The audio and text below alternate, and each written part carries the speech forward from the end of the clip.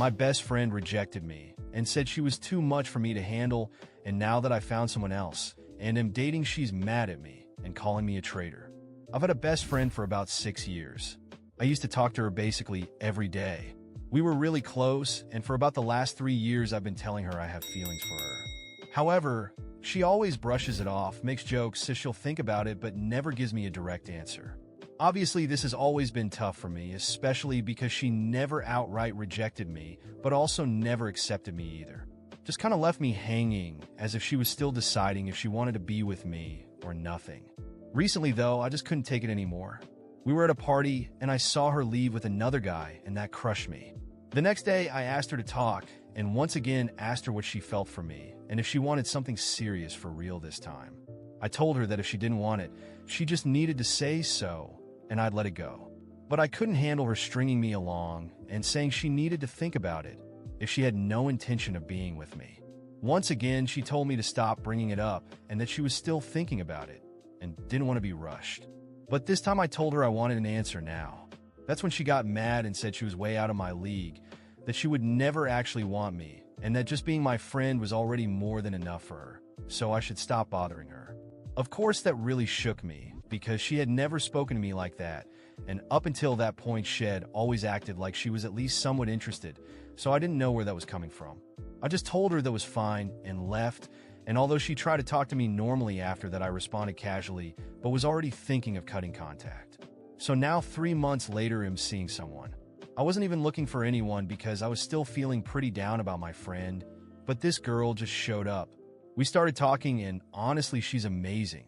We're not officially dating yet, but we're close, and Eve almost completely moved on from the feelings I had for my friend. At this point, I still talk to my friend, but much less often. And surprisingly, she's been giving me a hard time about it, saying I'm forgetting about her, and she doesn't get why I didn't want to throw it in her face that she was unnecessarily rude to me after stringing me along for months. But I definitely felt like it. The problem is, recently I was at a local party with a girl I'm seeing, and my friend saw me. She gave me a strange look, and I didn't understand why.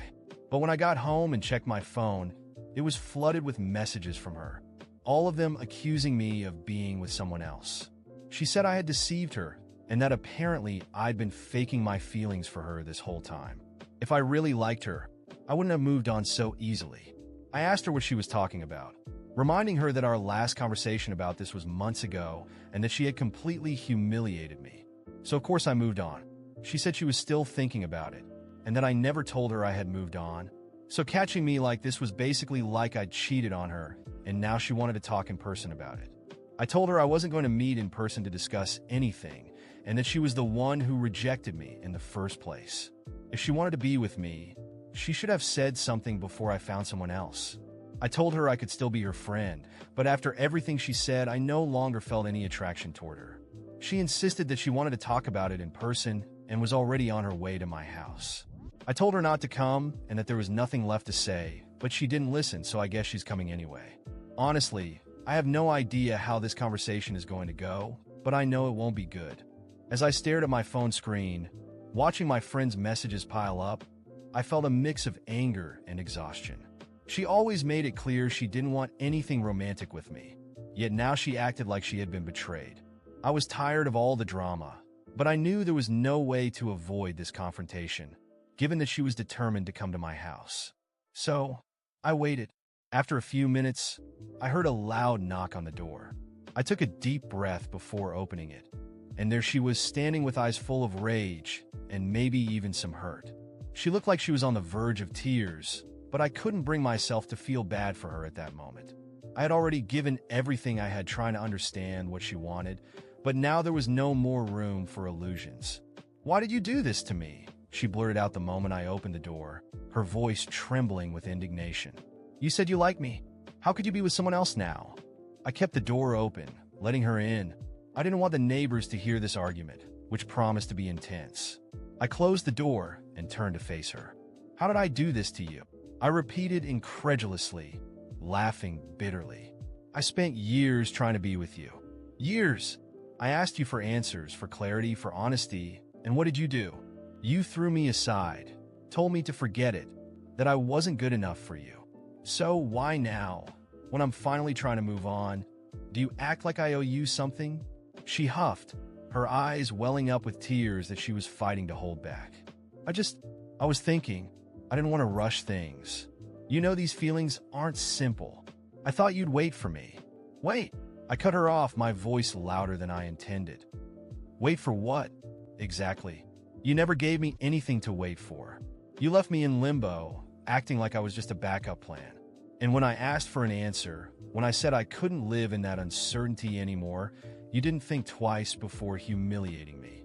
And now you expect me to apologize for not continuing to wait around while you decide? She fell silent, her anger giving way to a glimpse of insecurity. It wasn't common for her to hear this tone from me. For so long, I had been submissive to her whims, always willing to give in, to forgive, to wait. I just didn't know what I wanted, she finally said, her voice lower, almost a whisper. But now I know. And seeing you with her, I realized I could lose you. I shook my head, feeling a lump in my throat. Part of me had waited for those words for a long time. I wanted to hear that she finally wanted me, that she had realized my worth. But now that those words had been said, they had no impact. They felt empty, too late. I looked at her and saw someone who was only acting out of fear of losing control over me. You don't get it, do you? I said, trying to keep my voice steady. It's not that you want me. It's that you don't want me to be with anyone else. You like knowing I was always available, that I wouldn't go anywhere, no matter what you did or said. But now that I'm trying to be happy with someone else, it bothers you. This isn't love, it's ego. You just don't like losing control. She stood there, stunned, and tears finally began to roll down her face. For the first time, she seemed to understand what she had done. But even then, she tried to argue.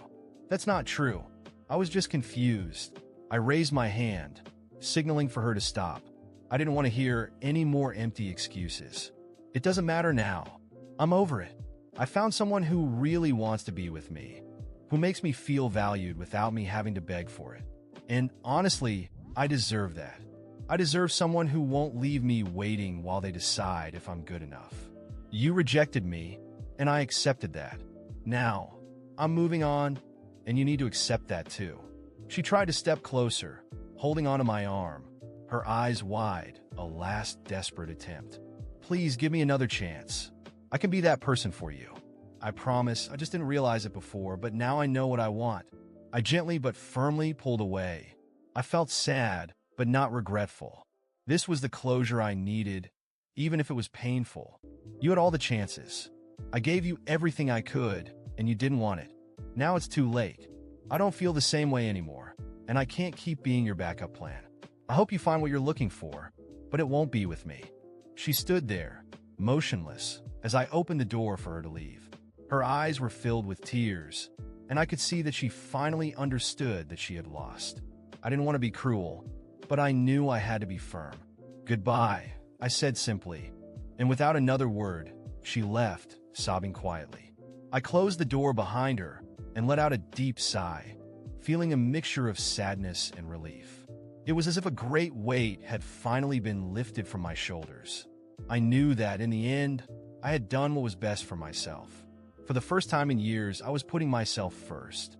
A few hours later, I sent a message to the girl I was seeing. I wanted to see her, to be close to someone who genuinely cared for me without any games or insecurities. And when she replied saying she wanted to see me too, I smiled, feeling genuine happiness, knowing I was finally on the right path to being happy without looking back. After that confrontation, I finally felt like a chapter of my life had closed. For the first time in years, I wasn't stuck in an endless game of uncertainty and expectations. I had something real and solid now, and even though I felt a bit sad closing the door on my old friend, I knew it was the best thing for me. The days became lighter. I started dedicating myself truly to the relationship with the girl who had come into my life so unexpectedly. She was fun, honest, and, above all, genuinely cared about me. There were no secrets, no confusion about feelings. Things were how they should be, easy and clear.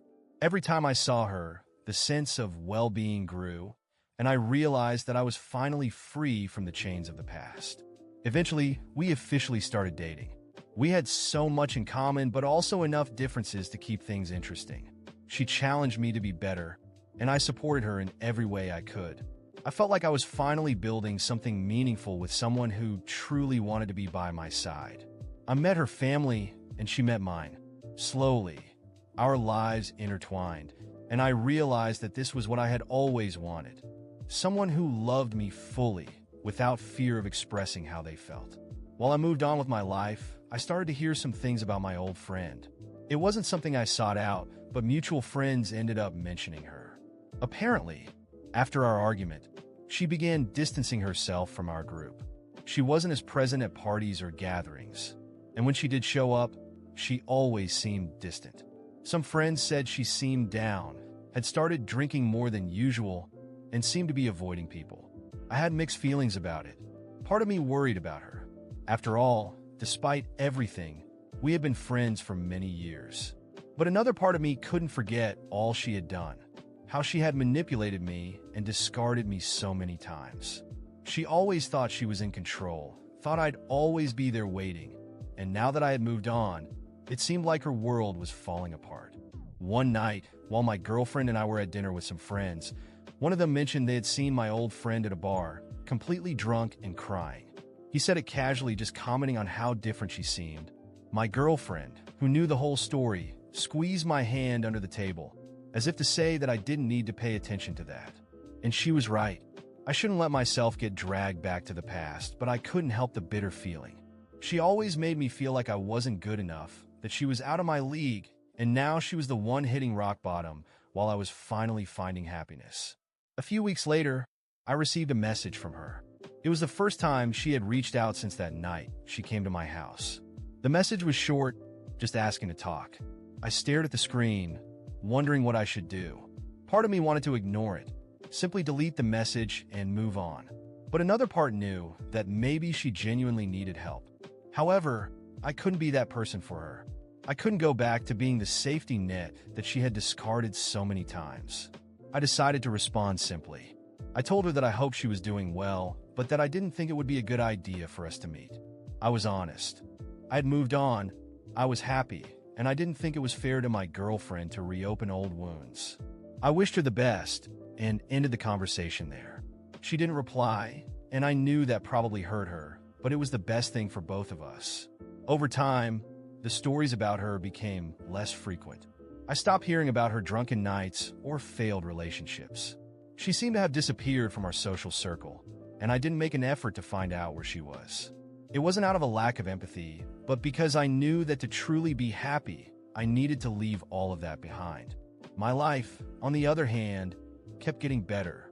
My career was advancing, my relationship was strong, and I was surrounded by people who valued me. My girlfriend and I decided to move into an apartment together, a place just for us, and that brought a sense of a fresh start that I so badly needed. Every day, I felt like I was building a new version of myself, more confident, more secure, happier. Sometimes, when I was alone and my mind wandered, I would wonder what would have happened if she had been honest with me from the start. Maybe we would have worked out, maybe not. But then I looked at my current life and knew that I was exactly where I needed to be. That uncertainty, that constant maybe, was left behind. Now I had something concrete, something real. I heard about her again almost a year later. A mutual friend mentioned that she had moved to another city, apparently trying to start over. He said she was working at a job she didn't really like and living alone. When I asked if she seemed okay, he hesitated before saying that she seemed more lost than ever. It was sad, of course, but there was nothing more I could do. I had tried to be there for her for so many years, and she never gave me the space. Looking at it all, I realized that sometimes some people just aren't ready to receive the love we want to give. I loved her, truly, but she wasn't ready for it. And now, after everything, I knew I deserved someone who was ready to love me back. And I had found that person. As I got ready for dinner with my girlfriend, watching her smile while she talked about our future plans, I felt a deep sense of peace. I left the past where it belonged and embraced the present that I had finally earned.